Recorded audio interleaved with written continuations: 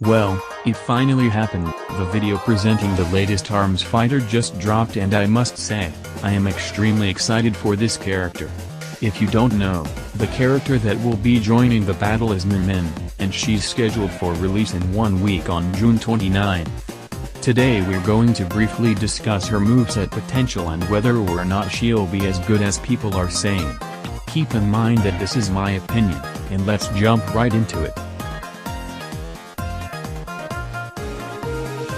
So, Min Min is somewhat like Mega Man in the sense that she has no forward tilt, or forward air. Instead she does a left punch with the press of the A button. You can angle these punches with the left stick as well. Min Min also has no neutral B attack. Instead pressing B makes her do a punch with her right arm that acts the same as your attacks. Now, the catch with these are that you can use them simultaneously, meaning you can punch with your right arm then your left, making it harder for enemies to approach. Sakurai also mentioned that she'll be able to attack with both fists at once, which is ridiculously good. Just from this knowledge alone she looks like she'll be one of the best characters in the game. That's where you're wrong. Like every good designed character, Min Min has hero strengths like I mentioned, but she also has her weaknesses. Min Min is extremely weak to opponents coming from above, and by the looks of it all of her attacks look pretty light, meaning they'll be easy to punish for faster characters.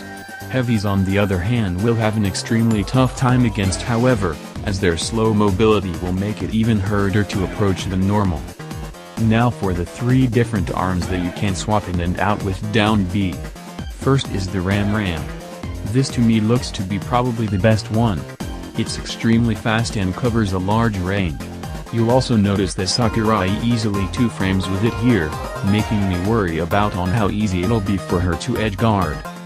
Next is the Dragon. This is somewhat of a standard hit. Medium damage, somewhat fast speed and okay range.